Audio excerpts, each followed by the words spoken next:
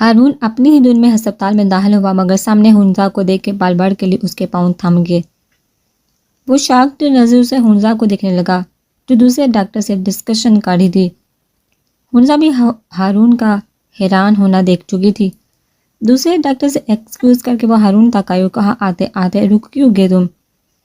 اتنے حیران کیوں ہو مجھے دیکھ کے؟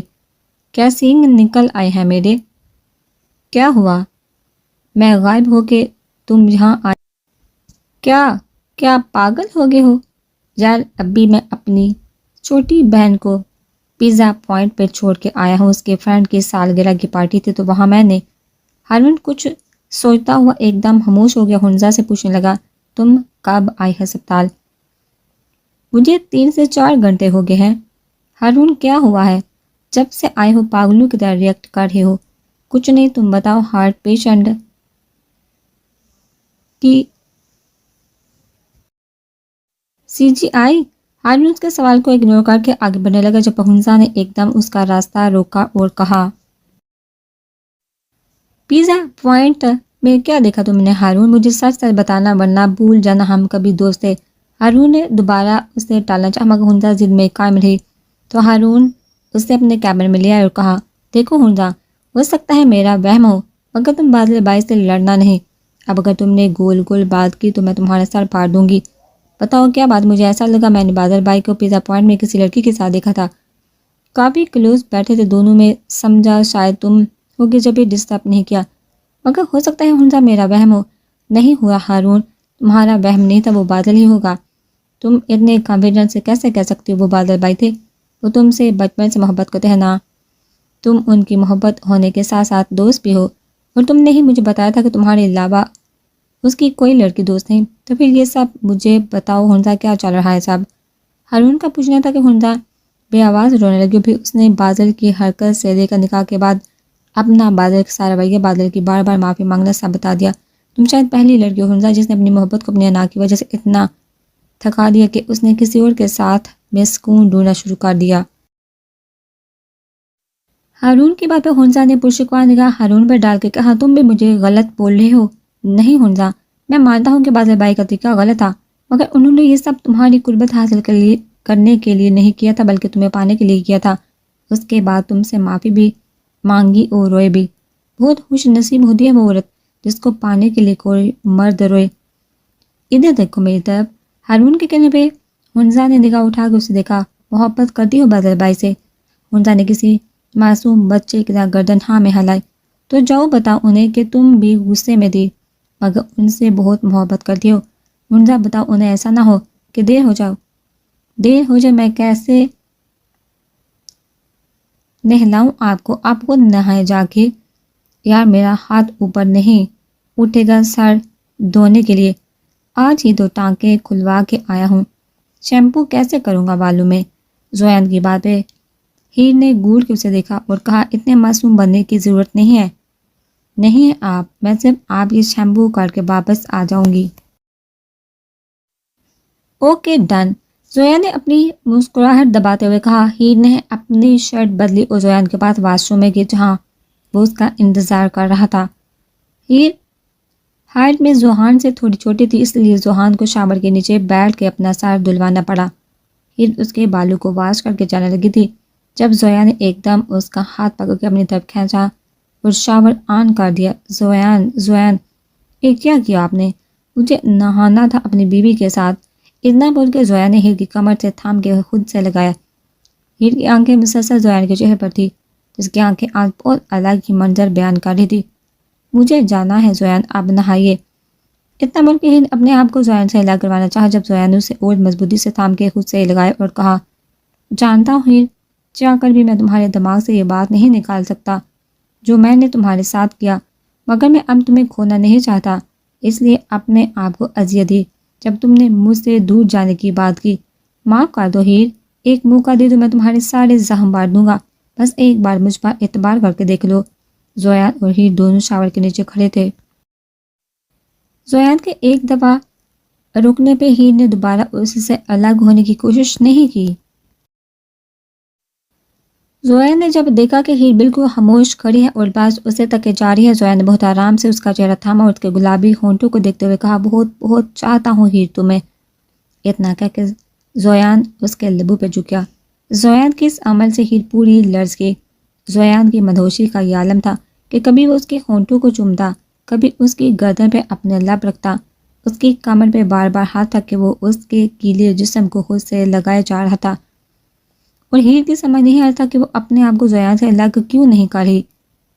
صنم کو نہال چھوڑنے آیا تھا گھر تک، اور یہ منظر سائم نے اپنی کھڑکی سے دیکھا تھا۔ صنم نے جیسے اپنے کمرے میں قدم رکھا تو گپ اندھیرا تھا۔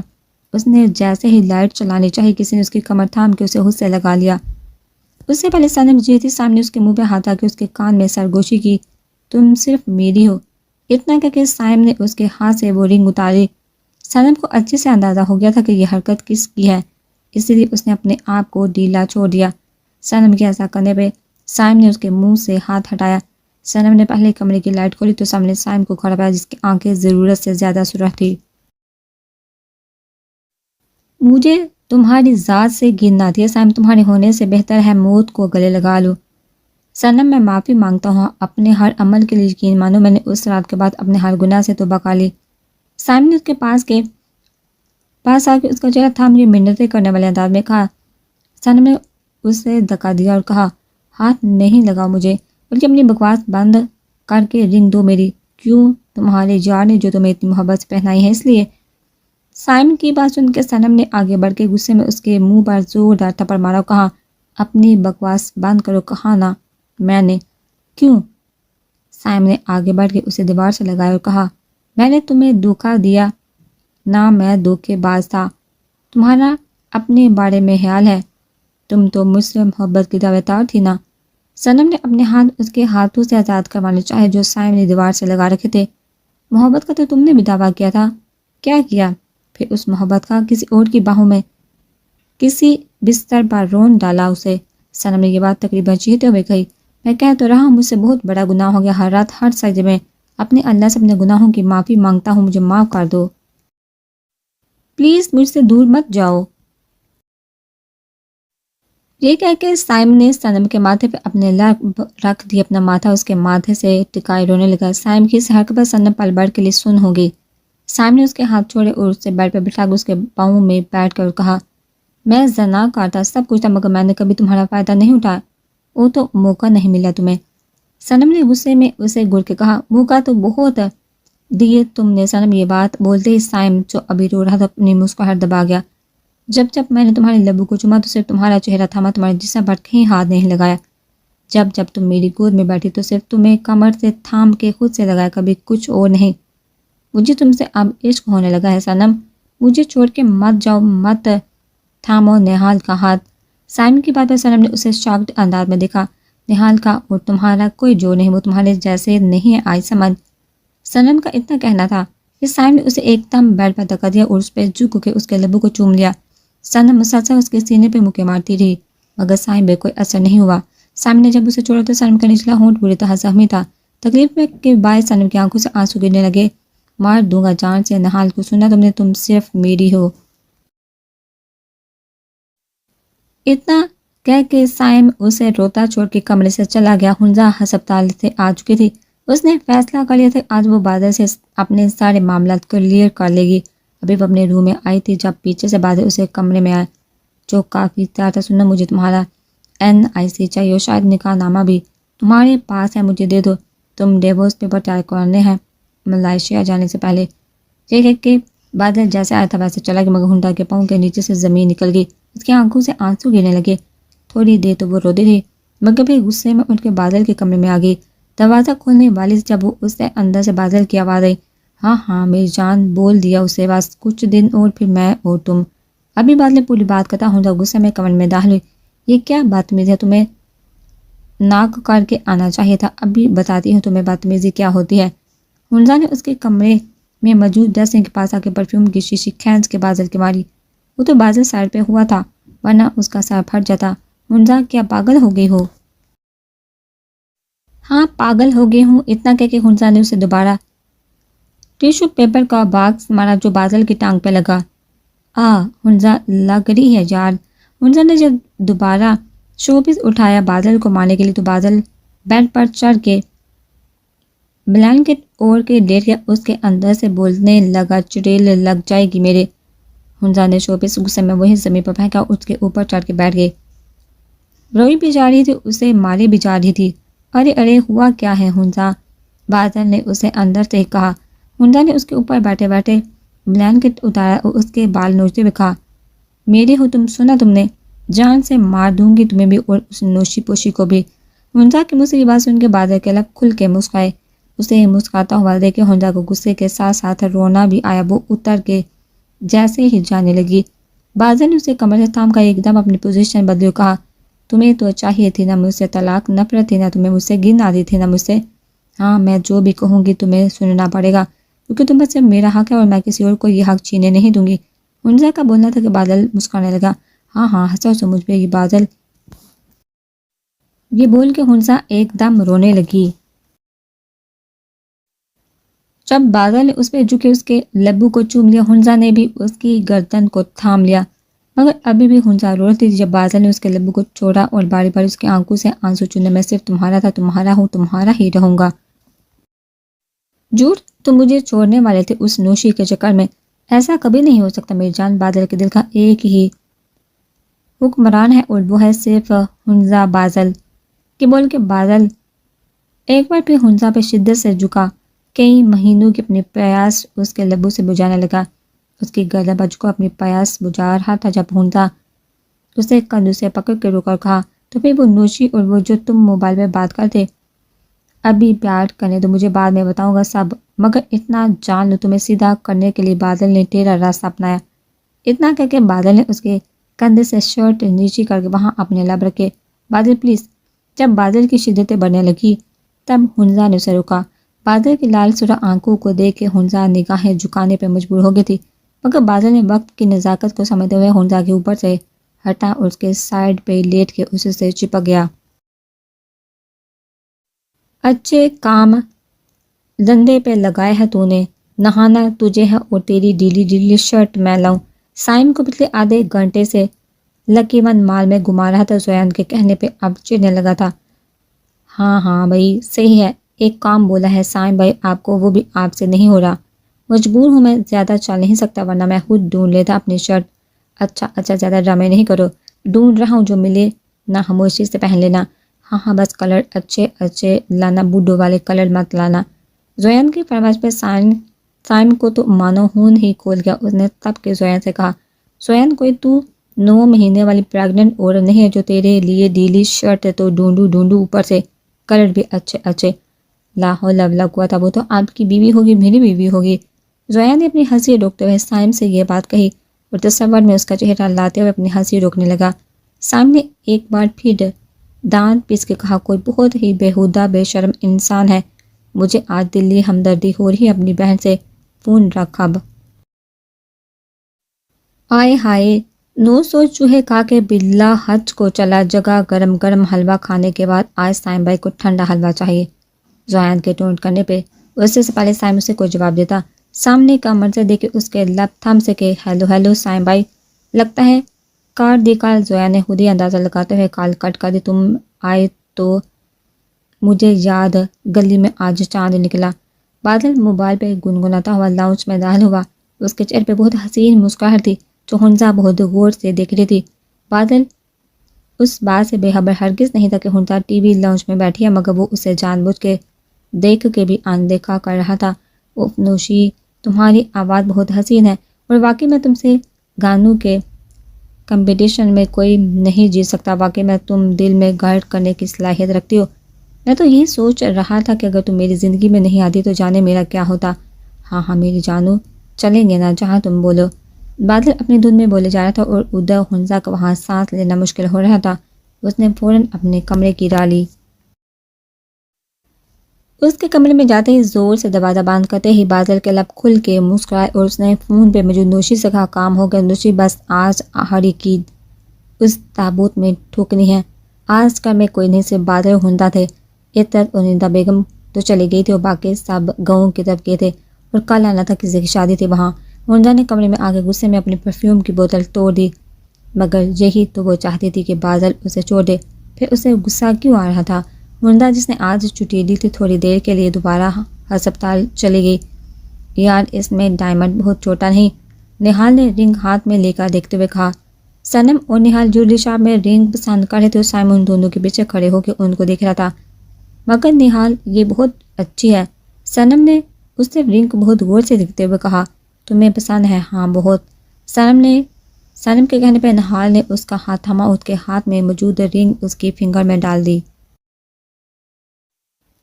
سائم نے جب یہ منظر دیکھا تو اس کی آنکھوں کے آگے منظر دھندلا نظر آنے لگا اور وجہ تھی اس کی آنکھوں میں جمع ہونے والے آنسو. اسے لگا وہ اگلا سانس نہیں لے پائے. ایک دم اس کی آنکھوں سے تیزی سے آنسو جاری ہونے لگے. اس نے ایک نظر صنم کو دیکھا اور اس کے ساتھ کھڑے نہال کو، جسے دیکھ کے سائم کا باز نہیں چل رہا تھا کہ اسے جان سے مار دے. سائم نے اپنے آنسو صاف کیے اور جیسے تیسے زویان کی شرٹ لے کے مال سے نکل گیا. زویان کے ٹانکے اب کھل چکے تھے. آج اسے نہانا تھا. جب اس نے ڈیلی سے شرٹ سائم سے منگوائی تھی تاکہ زخم پہ نہ ٹچ ہو. زویان کو ٹانکے کھلواتے ہوئے بہت تکلیف ہوئی. اس بات کا اندازہ ہیر کو اس بات سے ہوا کہ اس نے بہت طاقت سے ہیر کا ہاتھ تھاما ہوا تھا. ہیر کا دل شاید آج بھی گلنے لگا تھا. ایک ہفتے سے وہ زویان کے ساتھ اسی کے کمرے میں تھی اور جب تک وہ اس کے کمرے میں رہتی زویان اسے اپنی نگاہوں میں رکھتا اور مسکراتے رہتا. عید زویان کا کھانا بنانے گئی تھی جب سائم اس کے کمرے میں شرٹ دینے آیا. ابھی فی الحال مجھے یہی ملی، بعد میں اور لا دوں گا. سائم نیچے نگاہیں کر کے شرٹ رکھ کے جانے لگا جب زویان نے ایک دم اس کا ہاتھ تھام لیا. سائم بھائی کیا ہوا ہے؟ کچھ نہیں، مجھے کام ہے، بعد میں بات کرتا ہوں. سائم اپنا ہاتھ چھڑوا کے دوبارہ جانے لگا جب ایک بار پھر زویان نے اس کا ہاتھ تھام لیا. ادھر دیکھے میری طرف، کیا ہوا؟ زویان کے پوچھنے پر سائم نے مال میں نہال اور صنم کا آنکھوں دیکھا منظر اسے بتا دیا. زویان دیکھ سکتا تھا کہ سائم کی آنکھوں سے ایک بار پھر آنسو گرنے لگے. سائم بھائی مجھے ایک بات کا جواب دے، آج سچ سچ ہاں پوچھو، محبت کرتے ہیں صنم سے؟ یہ سوال تم پوچھ رہے جو سب جانتے ہو. مجھے جاننا ہے آپ کو محبت ہے صنم سے، اسے شامل کرنا چاہتے ہیں اپنی لائف میں؟ ہاں محبت نہیں، عشق ہونے لگا ہے اسے. نہیں جی سکتا اس کے بنا، اسے کسی اور کا ہوتے دیکھ سکتا ہوں. تو پھر جائے آج اسے بتائیے کہ آپ سے غلطی ہوگی. منائیے اسے، بتائیے آپ اس کی محبت نہیں عشق کرنے لگے ہیں. مگر وہ نہال کے ساتھ ابھی رنگ انگلی میں پہنی ہے، نکاح نامے پہ سائن نہیں کیا. آج گھر میں حالی میں اور آپ ہیر اور صنم ہیں. سب گھر والے بادل کی فیملی کے ساتھ کسی گاؤں میں گئے ہیں جو ریلیٹیو میں ہیں دونوں فیملی کے. وہاں بازل بھی آج اپنا معاملہ کلیئر کرنے والا ہے اور آج میرا بھی کچھ ایسا ارادہ ہے. آج اس قصے کو فائنل کر دے بھائی. یقین سے تو مانگی تو دعا بھی تقدیر بدل دیتی ہے. پھر تو یہ صنم کا دل ہے چاہیے. کسی بھی صورت میں ہیر کو چھوڑ نہیں رہا تھا اور ہیر کو لگا اس کا سانس رک جائے گا. اس نے پوری طاقت لگا کے زویان کو خود سے دور کیا. پاگل ہو گئے ہیں کیا؟ ہیر نے لمبی لمبی سانس لیتے ہوئے غصے میں کہا. واش روم سے چلی گئی. زویان نے ہیر کے جاتے ایک لمبی سانس لی اور یہ مانا کہ واقعی اس کی کس کا دورانیہ کچھ زیادہ ہی لمبا ہو گیا تھا. زویان نے باقی کا نہانا خود کیا اور یہ سوچتے ہوئے کیا کہ پتہ نہیں ہیر اسے معاف کرے گی یا نہیں. زویان جب باہر نکلا تو ہیر کے کمرے میں نہیں تھی. ہیر کی غیر موجودگی محسوس کر کے زویان کا دل پھر اداس ہونے لگا. اس نے بہت بیزاری سے اپنا ٹروزر بدلا اور ساتھ میں بڑبڑانے لگا. بہت بڑا ہیرو سمجھتا ہے زویان تو خود کو، یا بہت ہی کوئی ہینڈسم ہے. تو جو اپنی بیوی کو کس کرے گا، اسے پیار کرے گا تو وہ تیری ساری غلطی کو بلا دے گی. زویان پتہ نہیں کیا کیا بڑبڑا رہا تھا. یہ دھیان دیے بنا کہ ہیر اس کے کمرے میں اس کے لیے گرم گرم کافی لے کے بیٹھی تھی اور مسکرا کے اس کی باتیں سن رہی تھی. اگر آپ کا بڑبڑانا پورا ہو گیا ہو تو یہ کافی پی لے. ہیر کی آواز پہ زویان جو غصے میں اپنی شرٹ دیکھ رہا تھا ایک دم پلٹ کے حیران کن نظروں سے ہیر کو دیکھنے لگا. زویان نے دیکھا تھا کہ اس کے چہرے پہ کچھ انوکھا سا تھا انوکھا کچھ. زویان نے سوچا اور غور کرنے پہ معلوم ہوا کہ وہ انوکھی چیز کچھ اور نہیں ہیر کی مسکراہٹ تھی. ہاں ہیر زویان کو دیکھ کے مسکرا رہی تو زویان دھیرے سے اس کے پاس آیا اور بیڈ پہ بیٹھ گیا. ہیر نے پاس تک کا ٹاول اٹھایا اور زویان کے سامنے آ کے اس کے بال خشک کرنے لگی. زویان نے دھیرے سے اسے کمر سے تھام کے اسے قریب کیا اور اپنا سر اس کے پیٹ پہ رکھ دیا. زویان کے کمر سے ہیر کے ہاتھ تھام گئے. زویان نے نگاہ اٹھا کے ہیر کو دیکھا تو وہ اسے ہی دیکھ رہی تھی، مگر اس کی آنکھوں میں آنسو تھے۔ زویان کو پتہ تھا اس کے رونے کی وجہ۔ زویان نے اس کے ہاتھ سے ٹاول لے کے سائڈ پہ رکھا اور اسے اپنی تھائی پہ بٹھا کے اسے کمر سے تھاما۔ ہیر نگاہیں نیچے کر کے مسلسل روئے جا رہی تھی۔ زویان نے اس کے گیلے بال، لمبے بال جو اس کے چہرے پہ تھے، کان کے پیچھے کرتے ہوئے کہا، ہیر ادھر دیکھو میری طرف۔ زویان کے کہنے پہ ہیر نے نگاہ اٹھا کے زویان کو دیکھا تو زویان اس کی آنکھیں دیکھ کے پل بھر کے لیے ٹھہرتا گیا۔ غصہ ہو مجھ سے؟ زویان کے سوال پہ ہیر نے نفی میں گردن ہلائی۔ مگر میں تم سے ایک بار پھر معافی مانگتا ہوں اپنے ہر اس عمل کی جس سے تمہارا دل برتا ٹوٹا ہے۔ یہ کہہ کے زویان نے اس کے دونوں گالوں کو باری باری چوما جہاں اس نے تھپڑ مارے تھے، اس کے سر کے اس حصے کو چوما جہاں سے اس نے اس کے بالوں کو مٹھی میں لیا تھا۔ یہ آج میں تم سے اللہ کو گواہ بنا کے کہتا ہوں، جس دن میں نے تمہیں پہلی بار دیکھا تھا اسی دن تمہاری ان آنکھوں نے مجھے اپنی طرف اٹریکٹ کیا تھا، مگر میں نے اپنے دل کی نہیں سنی۔ میں تم سے بدلہ لینا نہیں چاہتا تھا، مگر ماشا اور بوٹ کے بعد میں آ کے وہ سب کیا۔ مگر دیکھو سب کچھ ڈرامہ تھا، مگر اللہ نے ہمارا نکاح ڈرامہ نہیں رکھا، وہ تو سچ مچ تم سے ہو گیا۔ میں تم سے محبت عشق دونوں کرتا ہوں، دل کی دھڑکن تھمنے لگتی ہے جب تم دور جاتی ہو۔ پلیز ایک بار، حالی ایک بار اعتبار کر لو مجھ پہ۔ زویان کے لہجے میں کیا کچھ نہیں تھا، التجا، افسوس، ندامت۔ پھر اسے تھوڑی دیر تک دیکھتی رہی، پھر میں نے آپ کو معاف کیا زویان، یہ بول کے ہی زویان کے گلے لگی۔ زویان کو لگا آج اللہ نے اسے فرش سے عرش پہ پہنچا دیا۔ ہیر کو اسی انداز میں لیے بیڈ پہ گر گیا، اپنی پوزیشن بدل کے ہیر کے چہرے کو چومتے ہوئے کہا، سچ میں مجھے معاف کر دیا نا؟ ہیر نے اس کے چہرے پہ ہاتھ رکھا اور کہا، ہاں زویان، میں نے آپ کو دل سے معاف کیا۔ اگر زندگی میں دوبارہ آپ نے میرا اعتبار توڑا تو موت کو گلے لگا لوں گی۔ ہیر کی بات سن کے زویان نے فوراً اس کے لبوں پہ اپنا ہاتھ رکھا اور کہا، اگر دوبارہ تم نے اپنے مرنے کی بات کی تو میں ہمیشہ کے لیے ناراض ہو جاؤں گا۔ یہ بول کے زویان ہیر کے لبوں کو چومنے لگا، جب ہیر نے فوراً اس کے لبوں پہ ہاتھ رکھا اور پوچھا، نکاح والے دن جو آپ نے میرے سامنے ماشا کو کس کیا تھا اس کی سزا آپ کو ملے گی؟ ہیر، زویان نے حیران ہو کے ہیر کو دیکھ کے کہا، ہاں، اور آپ کی سزا یہ ہے کہ اب آپ میرے ہونٹوں کو جب بھی چومیں گے جب میں چاہوں گی۔ او ہیلو، یہ کیسی سزا ہے؟ ہیر، میں نہیں مانتا۔ یہ بول کے زویان ہیر کے لبوں کو چومنے کے لیے جھکا، جب ہیر نے فوراً کہا، آپ کو میری قسم ہیر، یہ غلط ہے، نہ کرو پلیز، چومنے دو نا۔ نہیں، آپ ہٹیے، میں کھانا لاؤں آپ کے لیے۔ ہیر کے ایسے کہنے پر زویان نے مسکرا کے اس کے ماتھے پر اپنے لب رکھے اور کہا، جاؤ جانی، کھانا لاؤ، تم پہ ایسی ہزاروں قسط قربان۔ صنم کے کمرے سے جب سائم اپنے کمرے میں آیا تو اس کے ہونٹوں پہ صنم کے ہونٹوں کا خون لگا تھا۔ وہ ایسا صنم کے ساتھ کرنا نہیں چاہتا تھا، بس غصے میں ہو گیا۔ سائم نے غصے میں اپنا ہاتھ زور سے ڈریسنگ کے مرر پہ مارا، اس کے ہاتھ سے بھی تیزی سے خون نکلنے لگا۔ اتنے میں اس کے کانوں میں عشاء کی اذان کی آواز آئی۔ سائم نے پہلے اپنے ہاتھ سے خون پہننا روکا، پھر وضو کے لیے مسجد چلا گیا۔ جتنی دفعہ بھی وہ مسجد میں گیا اتنی بار رو رو کے اپنے اللہ سے اپنے گناہوں کی معافی مانگی۔ نماز پڑھنے کے بعد اس نے میڈیکل سٹور سے صنم کے لیے ایک کریم لی اور گھر آ گیا۔ اس نے دھیرے سے صنم کے کمرے کا دروازہ کھولا تو اسے صنم کہیں نہ دکھی، مگر واش روم کی لائٹ آن تھی۔ وہ بیڈ پہ بیٹھ کے صنم کے واش روم سے باہر نکلنے کا انتظار کرنے لگا۔ صنم واش روم سے باہر نکلی تو سائم کو دیکھ کے پل بھر کے لیے وہ ڈر کے وہیں رکی۔ سائم نے پہلی بار صنم کے چہرے پر ڈر کو دیکھا تھا اور اسے اپنے کیے پہ پچھتاوا ہونے لگا۔ سائم نے اس تک پہنچ کے اس کا ہاتھ تھاما جو صنم نے بہت چرانا چاہا۔ ایسے کرتے ہوئے وہ رو رہی تھی۔ سائم نے اسے بیڈ پہ بٹھایا، خود بھی اس کے سامنے بیٹھ گیا۔ اپنی جیب سے ٹیوب نکال کے وہ صنم کے ہونٹوں پہ لگاتے ہوئے کہنے لگا، آئی ایم سوری، ایک بار پھر میں تمہاری تکلیف کی وجہ بنا۔ یہ کہتے ہوئے سائم کا گلا رون گیا۔ سائم نے اس کے ہونٹوں کے زخم پر ٹیوب لگا کے اس کا ہاتھ تھاما اور گردن جھکا کے کہنے لگا، مجھے کوئی حق نہیں تمہارے ساتھ زبردستی کرنے کا، تمہیں پورا حق ہے اپنی زندگی کا فیصلہ کرنے کا۔ سائم نے یہ کہہ کے اپنی جیب سے نہال والی انگوٹھی نکال کے اس کے ہاتھ میں رکھ دی۔ ایسا کرتے ہوئے سائم کے ہاتھ لرز رہے تھے۔ صنم نے بہت غور سے سائم کے جھکے سر کو دیکھا تھا جس پہ ٹوپی تھی، اس سے نکلتے بال تھوڑے تھوڑے گیلے تھے۔ صنم کے سامنے پل بھر کے لیے پہلے والے سائم کو روپ آیا۔ اس سائم میں اور اس سائم میں بہت فرق تھا۔ سائم نے انگوٹھی رکھنے کے بعد اس کے آگے اپنے دونوں ہاتھ جوڑے کہا، معاف کر دو صنم، مجھے میرے لیے نہ صحیح اللہ کی رضا کے لیے، تاکہ مجھے سکون مل جائے۔ یہ بول کے سائم خاموشی سے چلا گیا۔ صنم سائم کے اس عمل سے پتھرا گئی۔ منزا مسلسل اپنے سامنے بیٹھے ہارون کو گوری تھی اور وہ تھا کہ ایپل جوس سے انصاف کر رہا تھا. تمہیں اتنے گنے مسنے نکلو گے اس کا اندازہ مجھے نہیں تھا. ہیر نے اس کے آگے سے جوس اپنے طرف کھینچتے ہوئے کہا. اس کے عمل سے بادل کے ساتھ ساتھ نوشی کی بھی ہنسی نکلی. اف کتنا بڑا ڈرامہ کیا ہارون تم نے پیزا ہٹ کا. منزا نے باقاعدہ اسے مکہ دکھاتے ہوئے کہا. ہاں تو تم تھی کہ بات سننے کو تیار ہی نہیں تھی.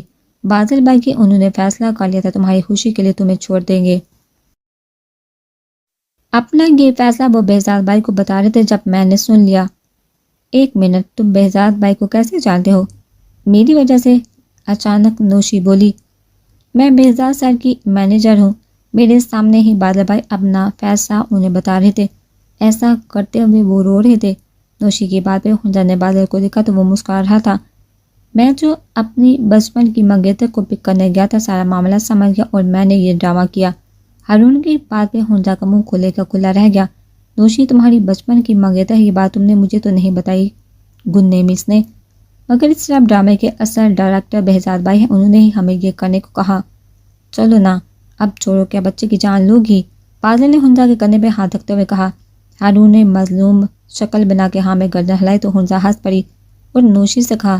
سوری یار تمہیں غلط سمجھا رہی نہیں خنجر, تم نے مجھے غلط سمجھا جب بھی آج تم نے صحیح فیصلہ کیا. بڑے ایسے ہی میں ان پہ بچپن سے پیدا نہیں. ہارون نے یہ کہہ کے نوشی کو آنکھ ماری. جہاں نوشی نے شرما کے نگاہ جھکائی وہیں سب کا کہکا گونجا. سب اس فیصلے پر خوش تھے کہ ہیر نے زویان کو معاف کر دیا. اب سارے گھر والے ان دونوں کی شادی کا سوچ رہے تھے جس کا فی الحال ابھی زویان اور ہیر نے منع کر دیا تھا اور وجہ تھی سائم اور صنم. آج چھٹی کا دن تھا. سب بھی لان میں بیٹھ کے شام کی چائے پیتے تھے اور حلافِ توقع ان سب کے درمیان سائم اور صنم بھی تھے, مگر وہ دونوں بالکل خاموش تھے. جب بھی ایک گاڑی گیٹ کے اندر داخل ہوئی جسے دیکھ کے سب ہی اجنبیت دکھا رہے تھے تبھی اس میں سے نہال نکلا اور ساتھ میں ایک خوبصورت سی لڑکی. سائم نے جب نہال کو دیکھا تو اٹھ کے اندر جانے لگا. جب نہال نے اسے آواز لگا کے کہا سائم ایک منٹ, نہال کے رکنے پہ سائم رک گیا جبکہ صنم نے نہال کو کافی غصے میں دیکھا تھا. صنم نے باری باری نہال کا سب سے تعارف کروایا. سب ہی کے درمیان وہ دونوں بیٹھ گئے. جب نہال نے ایک کارڈ نکال کے اصغر صاحب کو دیا. انکل یہ میری شادی کا کارڈ ہے. شادی کا کارڈ ہے, آپ لوگوں کو ضرور آنا ہے. ہاں مگر میں اپنی نند کو 2 دن پہلے لے جاؤں گی. ان دونوں کے انکشاف پہ سائم نے حیران ہو کے صنم کو دیکھا تو اسے ہی دیکھ رہی تھی. انکل یہ میری منقوہہ ہے سائمہ. میں صنم کا جتنا شکر ادا کروں کم ہے. اگر یہ ہم دونوں کو نہیں ملا دی تو آج ہم دونوں نہ جانے کہاں ہوتے. سائمہ کے انکشاف پہ سائم کو دیکھ کے زویان کی ہنسی نکلی جو وہ کافی مہارت سے چھپا گیا کیونکہ کل رات ہی سائم نے اسے بتایا تھا کہ وہ صنم نہال کے درمیان نہیں آئے گا. وہ دونوں تھوڑی دیر بیٹھ کے چلے گئے. باقی سب بھی باری باری اندر چلے گئے. جب زویان نے سائم کے پاس آگے دھیرے سے کہا اپنی تو جیسے تیسے تھوڑی ایسے یا ویسے کٹ جائے گی. آپ کا کیا ہوگا جناب عالی. اتنا کہہ کے زویان نے اندر کو دوڑ لگائی. سائم بیچارہ صرف اسے گالیوں سے ہی نوازتا اس کا وہ بھی دل میں. آج وہ چاروں پھر ایک ساتھ جمع تھے اور زویان کی ہنسی نہیں رک رہی تھی. بہزاد نے گھوٹے میں زویان کو ٹوکا. ارے ماموں میں کیا کروں, میری ہنسی ہی نہیں رک رہی. آپ ہوتے نا اس وقت وہاں جب نہال بھائی نے کارڈ نکال کے پاپا سے کہا یہ ہے انکل میری شادی کا کارڈ. اف ماموں سائم بھائی کی شکل دیکھنے والی تھی. اب کی بار بادل کا بھی کہکا چھوٹ گیا جو وہ کافی دیر سے رکے ہوئے تھا اور کچھ ایسا ہی حال بہزاد کا بھی تھا. اب کہ اگر تم خاموش نہیں ہوا زویان تو میں تیرا منہ توڑ دوں گا. کوئی بات نہیں, میری بیوی مجھے ٹوٹے ہوئے منہ کے ساتھ بھی قبول کر لے گی. آپ کا کیا ہوگا جناب عالی. سائم اسے جیسے ہی مارنے کے لیے اٹھا بہزاد نے فوراً سائم کو روکا اور ساتھ میں زویان کو بھی خاموش رہنے کا کہا. اچھا سائم اب بالکل سیریس. قسم سے زویان نے واقعی سیریس ہو کے کہا ماموں بتائیے اب کیا کرنا ہے کیونکہ یہ تو صنم سے کہہ آئے ہیں. میں اب تمہارے ساتھ زبردستی نہیں کروں گا. اور سونے پہ سہاگا انہوں نے صنم کو. اس سے پہلے زویان کس والی بات بہزاد کو بتاتا. سائم نے ٹیبل کے نیچے اپنے پاؤں سے زویان کے پاؤں پہ مارا. کیا ہوا. زویان کی تکلیف پہ بہزاد ایک دم چونکا اور کہا کیا ہوا. کچھ نہیں, لگتا ہے کسی زہریلے کیڑے نے کاٹ لیا ہے. ماموں آپ اس سے چھوڑیے, یہ دونوں یہاں میرا مذاق اڑانے آئے ہیں. علی آپ بتائیے کیا کروں اب. وہ ہیلو, اگر ہم نے اپنی بیویوں کو راضی کیا ہے تو بھائی تجھے اندازہ نہیں کتنے پاپڑ بیلے ہیں. یہ بیچارہ تو موت کو چھو کے آیا ہے. بازل نے آخری بات زویان کی طرف اشارہ کر کے کہی، ہاں اور نہیں تو کیا، شہر کی ساری لڑکیوں سے فلرٹ کر کے اب اپنی والی کو پٹانے کا انوکھا طریقہ ہی نہیں آ رہا۔ زویا نے بھی حساب برابر کر کے کہا، ایک منٹ یار، تم دونوں خاموش ہو۔ بہزاد نے دونوں کو ٹوکا۔ ٹائم، ایک آئیڈیا ہے میرے پاس اور یہ آخری موقع ہے، یہ ہاتھ سے نکل گیا تو بھائی تو اپنا کہیں اور بندوبست کر لینا۔ بہزاد کے آئیڈیا بتانے کے بعد زویان اور بازل تو ہونکوں کی بہزاد کو منہ کھولے دیکھنے لگے، جبکہ سائم کے بھی اچھے ہاتھ سے پسینے چھوٹ گئے تھے۔ ماموں آپ جانتے ہیں کہ اگر گھر کے بڑوں کو اس بات کا علم ہو گیا تو کیا ہوگا؟ کہ بیچارہ مفت میں مارا جائے گا۔ زویان نے سائم کی طرف اشارہ کر کے کہا، تو سائم کے ساتھ بازل نے بھی زویان کی بات سے متفق کیا، اور ایک گھر کے بڑوں کو کیسے ہینڈل کرنا ہے وہ میں زویان کو بتا دوں گا۔ ایک منٹ، زویان کو بتا دوں گا مطلب ماموں؟ وہ ہیلو، مجھے بخشو، پاپا ویسے ہی بہت مشکل میں ہیں، مجھ سے راضی ہوئے ہیں۔ یار کچھ نہیں ہوگا، سب ٹھیک ہوگا، میں کہہ رہا ہوں نا، بس اس پلان میں تمہیں نہال کو شامل کرنا ہے۔ بہزاد کی بات پہ ان تینوں نے ایک دوسرے کو دیکھا، پھر سائم نے کہا، ماموں نہ کل آپ ہوں گے شادی میں نہ بازل، تو پھر میں اور زویان کیسے، مطلب تم مجھ پہ چھوڑ دو، میں نہال سے خود بات کر لوں گا۔ بہزاد کے کہنے پہ سائم نے ایک ٹھنڈی بڑی، نہ جانے کل اس کی نیہا پار لگے گی یا نہیں۔ یار شاندے، تیری بھی دعوت تھی اور تو ہے نہرے دکھا رہی ہے۔ یار صنم، نہرے کی بات نہیں، پاپا کی طبیعت کافی خراب ہے اور سونے پہ سہاگا۔ آگے کی بات بولتے ہوئے شاندے رکی، سونے پہ سہاگا کیا؟ صنم نے تشویش ظاہر کرتے ہوئے کہا، یار جہاں پہ پپو اور مراد آئے ہوئے ہیں، 2 دن سے رکے ہوئے ہیں، یہ بات میں نے ابھی تک بہزاد کو نہیں بتائی۔ کیا شاندے تو پاگل ہے؟ پہلی فرصت میں تو یہ بات بی ایم کو بتانا، ہاں میں کوئی مسئلہ نہ ہو جائے۔ ہاں یار میں بھی یہی سوچ رہی ہوں، آج آ جائے بہزاد، میں انہیں بتا دوں گی کہ مراد بھی یہیں رکا ہوا ہے۔ چل ٹھیک ہے، میں ذرا سائمہ بابی کو ڈراپ کر کے خود بھی گھر جاؤں گی تیار ہونے۔ صنم نے یہ کہہ کے کال کٹ کر دی تو ادھر شاندے نے کچھ سوتے ہوئے اپنے پاپا کے کمرے کا رخ کیا۔ عطرت مسلسل آدھے گھنٹے سے جاگ رہی تھی اور وجہ تھی اس کی بھوک۔ جب اسے پتہ چلا تھا کہ اس کے ٹوینس ہیں، بلاج اس کا اور بھی زیادہ دھیان رکھتا تھا، خاص کر اس کے کھانے پینے کا۔ ابھی بھی اس نے اچھا خاصا ڈنر کیا تھا۔ عطرت کو کھاتا دیکھ بلاج کو اس پہ پیار بھی ہوتا تھا اور اس پہ ترس بھی، جو لڑکی اپنی فگر کو لے کے کافی کانشیس تھی، ابھی پوری باربی ڈال لگ رہی تھی، مگر بلاج کو وہ اس روپ میں بھی بہت زیادہ پیاری لگتی تھی۔ بالاج نے ذرا اسے کربٹ لی تو عطرت کو جاگتا دیکھ ایک دم اٹھ بیٹھا اور پریشان ہو گئے پوچھنے لگا، عطرت کیا ہوا، طبیعت تو ٹھیک ہے؟ ہاں بالاج طبیعت تو ٹھیک ہے، مگر کیا؟ وہ نہ مجھے بھوک لگی ہے۔ عطرت کے بچوں والے انداز سے کہنے پہ بالاج نے مسکراتے ہوئے اسے دیکھا اور جھک کے اس کے لبوں کو چومتے ہوئے کہا، کیا کھائے گی میری جان؟ بالاج کے پوچھنے پہ عطرت نے فوراً خوش ہو کے کہا، ایک باربی کیو پیزا اور وہ بھی لارج زیادہ چیز کے ساتھ، ایک چلڈ کوک اور ایک باؤنٹی آئس کریم، وہ بھی ٹرپل سکوپ۔ بس بالاج نے ہونکوں کی طرح اس سے پوچھا۔ عطرت کے بولنے پر بالاج نے اپنی گھڑی اٹھا کے ٹائم دیکھا تو رات کے 2:30 بجے تھے۔ اس وقت پیزا ملنا مشکل نہیں ناممکن تھا، پر اسے لانا تو تھا کیونکہ اس کی بیوی اس کی نسل کو پیدا کر رہی تھی۔ اس کی ہر خواہش کا احترام کرنا، اسے خوش رکھنا اس کا فرض تھا۔ بالاج نے اٹھ کے شرٹ پہنی اور جاتے جاتے عطرت سے کہا، تھوڑی دیر لگے گی لانے میں مگر سونا نہیں۔ یہ بول کے بالاج نے عطرت کے ماتھے پہ اپنے لب رکھ کے گاڑی کی چابی اٹھائی اور نکل گیا۔ تقریباً آدھے گھنٹے بعد وہ واپس آیا۔ کہاں رہ گئے تھے؟ جانی پنڈی میں مغرب کے بعد سب بند ہو جاتا ہے، تو فاسٹ ڈرائیونگ کر کے اسلام آباد سے لایا یہ سب۔ آئس کریم میں فریزر میں رکھتا ہوں، بدل گئی ہوگی تم جب تک یہ پیزا کو بالاج نہ جانے کیا کیا بول رہا تھا، مگر عطرت کی آنکھوں میں آنسو بھرنے لگے۔ وہ دھیرے سے اٹھی اور بالاج کے سینے سے لگ کے رونے لگی۔ اوئے کیا ہوا؟ ادھر دیکھو میری طرف، رو کیوں رہی ہو؟ اب سے میری خواہش پہ اتنا دور گئے۔ بالاج کی بات سمجھ میں آئی تو اس نے بہت آرام سے عطرت کو اپنی باہوں میں اٹھایا تھا۔ حالانکہ اس کا 8واں مہینہ چل رہا تھا، اچھا خاصا اس کا وزن تھا، پھر بھی بالاج کے لیے وہ پھول کی طرح تھی۔ بالاج نے اسے لٹا کے اس کے دونوں گالوں کو چوما، اس کے ہونٹوں کو چوم کے کہا، اگر تم مجھے آج دوسرے ملک سے بھی کچھ لانے کے لیے کہتی تو میں وہ بھی لے آتا۔ تم مجھے اتنی بڑی خوشی دے رہی ہو، میری نسل پیدا کرتے ہوئے نہ جانے کتنی تکلیف سے گزرو گی۔ اور میں تمہارے لیے ذرا سا دور نہیں جا سکتا. بہت بہت محبت کرتا ہوں اتر جانو آپ سے. بس آپ جلدی سے ان چنو منو کو پیدا کرو تاکہ میں اپنی بیوی کو اپنے سینے سے لگا سکوں. بلاج کی باتوں پہ اتر مسکا کے کھانے سے انصاف کرنے لگی اور بلاج اسے کھاتا دیکھتے مسکرانے لگا.